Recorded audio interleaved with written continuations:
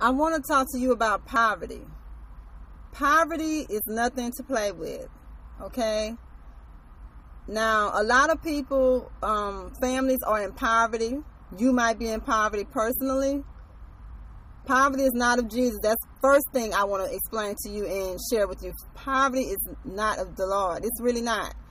Now, you might sit back and wonder and say, I'm in poverty, my family in poverty, people I'm around are in poverty. Is this normal? No, it's not. No, it's not. Because Jesus was rich. You know, he was rich. Jesus is rich in the spirit, and he was rich earthly. He was rich when he was here on earth at the time, and he still is rich. Now, poverty is definitely a curse. If you want to know if it's a curse, yes, it is. Poverty is damn well a curse. It's a curse. Now, I want to give you the definition of poverty so you can kind of get an example of what poverty really is and what it means. Poverty means a state of being extremely poor and a state of being inferior in quality or insufficient in amounts of, money. It could be anything. It could be anything. Poverty can mean having little or no more goods, foods, things like that. Poverty, that's all in the same boat. Poverty can mean a support or condition that you cannot meet to. Poverty can also be when your needs are not being met. These are all signs of poverty, and it is a curse from hell.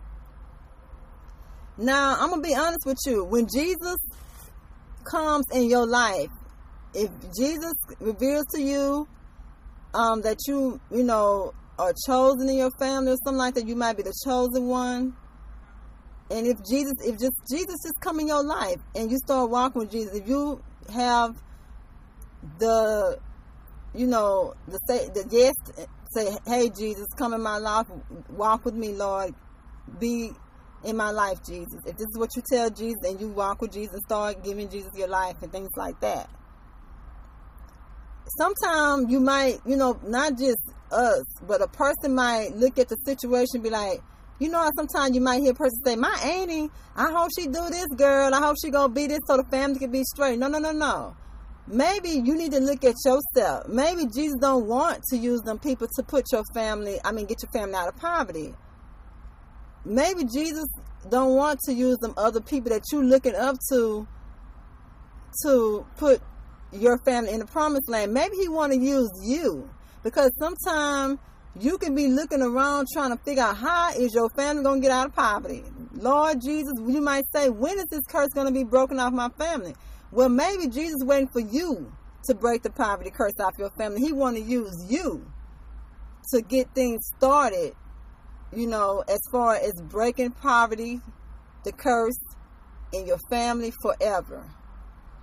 Okay? Maybe you are chosen and picked out for this, to break the poverty curse off your family. And that's just really the truth, So sometimes if the enemy is putting things in your head about, you trying to figure out who in the family going to be this big, great thing, or who's going to do this or that in your family, or with your friends, whoever you're around.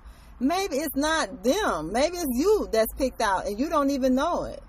And I'm telling you, you might be the one that's picked out to break the poverty curse on your family and pull them out of poverty, because people did it in the Bible. Followers in the Bible, different, great people in the Bible did this. They got their family out of poverty. First of all, Joseph did it. Joseph got his family out of poverty. Okay? He became governor. And once he became governor and took over the whole land, and Jesus gave him the land and things like that, he, brought his family to the promised land. He was picked out for that.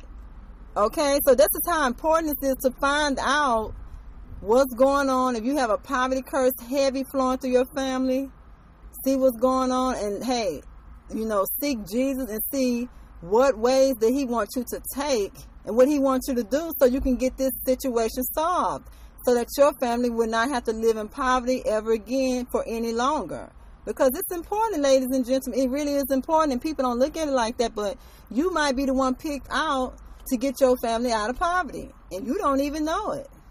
And I just wanted to share that with you, because that's very important, because I want to, see people out of poverty. I really do, because this is not the stuff. You're walking around poor. Come on now, be real. Let's be real. This ain't the stuff. it's not the stuff, you know.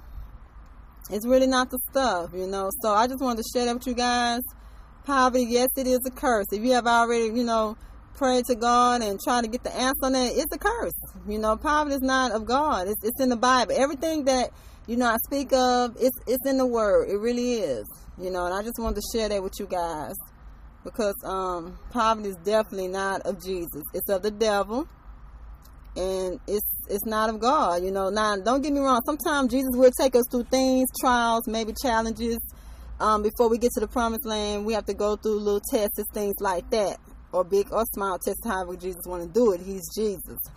But at the same time, you still are picked out to get your family out of poverty. You just need to seek Jesus and find out what steps he wants you to take so that you can, you know, take care of your business and do what you need to do to get your family free from poverty and break the curse forever, so that you can live, you know, richly, not only in the spirit walking with Jesus, but you want to be richly on earth as well. You want your family to be okay, you know. Now, unless for some reason Jesus might say certain people in your family or friends, he might tell you don't help them because they might be cursed with a curse. And he might be done with them. He just don't want you fooling with that with them. You know, he don't want you having no parts of helping certain people. Because this is another thing. If you go to the promised land and once you get out of poverty, certain people you won't be able to help. If Jesus say leave it alone, you got to leave it alone. Unless for some reason Jesus, you know, he might tell you something different later on in your walk. Now, that's between you and Jesus. I don't have anything to do with that because Jesus do everybody different in that area. He tells, you know, us all different things according to our backgrounds and things like that and where we come from. But just to make it simple and plain, poverty is definitely a curse. It's nowhere around it. It's nothing to paint pictures about. And I'm being honest, I don't think poverty is no game, and it's not fun. It's no fun. I mean, it's really not. So let's just, you know, as people of God, think about that on what I said, and let's get out. You know, if you picked out to walk with Jesus in your family, or all your friends, Jesus picked you out, and none of your other friends came in, and you have a poverty spirit, even if you have a poverty curse on your own life, and you like, why am I not growing, or why am I in the same boat, why I'm still struggling? Well, but sweetie, hey, you don't have to do this no more. You know, you seek Jesus and see what he wants you to do.